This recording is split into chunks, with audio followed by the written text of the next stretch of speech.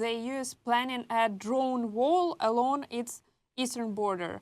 Could this become a real barrier against Russian attacks on drones, or do you think it's mainly a symbolic move and a signal to Kremlin? No, it's more than symbolic. When it was introduced by Ursula von der Leyen, the Commission president, last week, I think, it's definitely composed of many, many elements.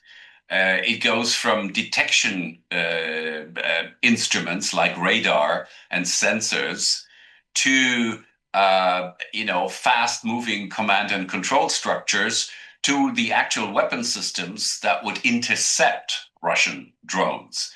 Now, these, again, may be drones themselves. These may be guns.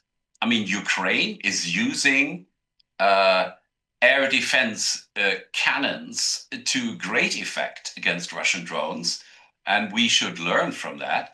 And of course, ultimately, it also involves actual missiles, which is the most expensive element in this whole chain. So a drone wall would be composed of many elements. It would require substantial financial means. Now, Ursula von der Leyen proposed to take this money from the SAFE program, SAFE program of the European Union for for member states to take out credits to finance defensive purchases. And it will take a long time to build up. So it's nothing that we can have next month or even in the beginning of 2026. That's for sure. But we have to start now. In Ukraine, we already heard some news that Ukraine could become a potential part of this coalition. Do you think the EU and Ukraine could work as allies in terms of this drone wall? Yes, absolutely. When it comes to defense against Russian drones, we have seen just last week at the Russian incursion in Poland how effective and actually cost-effective also Ukraine manages to shoot down 80–90% of incoming Russian drones, whereas NATO managed just a small fraction of that at fantastic costs, right? So we have much to learn from Ukraine. Now, does this mean that NATO will actually shoot down Russian drones in cooperation with Ukraine over Ukrainian territory? That's an open question. There have been proposals after the Russian incursion into Poland.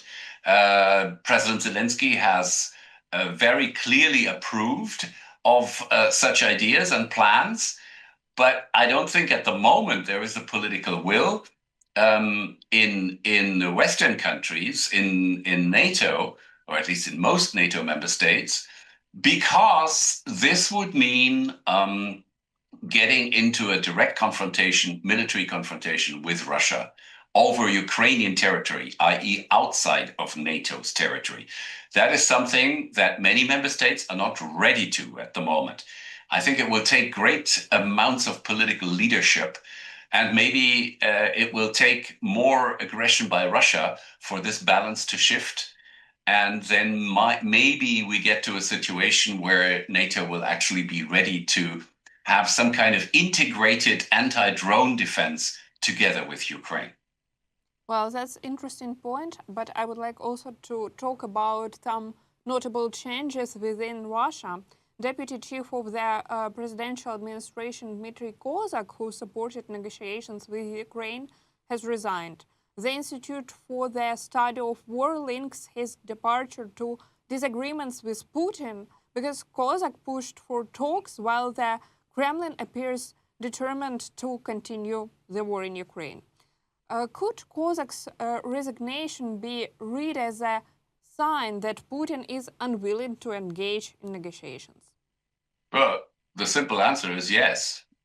Kozak was, at the beginning of the full-scale invasion, the only one who contradicted Putin. And actually, to me, it was surprising that he's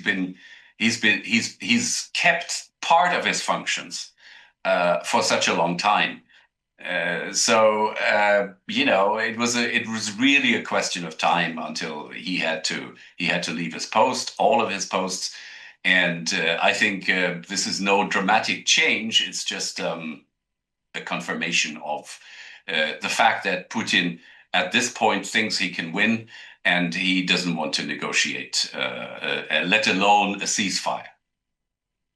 Before you said that we don't need to analyze every word of Trump, but I still want to make clear about his recent statement about a ceasefire. He has ruled out pressing Putin for a ceasefire at this stage of the war. Do you think it kind of change in the U.S. strategic objectives, or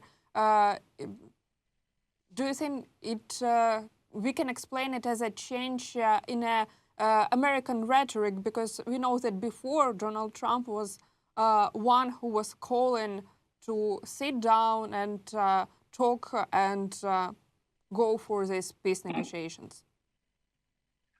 Well, the change in Trump's rhetoric about the ceasefire happened after the Alaska meeting with Putin. And obviously, Putin managed at that time to convince Trump that it's useless, it's fruitless to pursue a ceasefire because Russia is not going for it anyway. So that's something that Trump accepted. And then suddenly, after the Alaska meeting with Putin, sold as his own line, his own policy. Now, does that signal a strategic shift in the US attitude? Well, that would presuppose that the US has a strategy. Well, it doesn't, Sofia. This administration has no strategy. Somehow Trump wants to appear like the peacemaker, so he gets the Peace Nobel Prize. But other than that, he always says, yeah, the killing has to stop. But he has no idea how to combine all the factors of, well, war to end and at the same time preserve Ukraine as a free and sovereign country. He doesn't know that. So again, honestly, I would not give too much credence to every single word of Donald Trump. In this case, Putin was effective in convincing Trump. In other points, Trump says he's disappointed by Putin. I'm a little bit at a loss in seeing all these rhetorical changes as a change in strategy, because there is no strategy.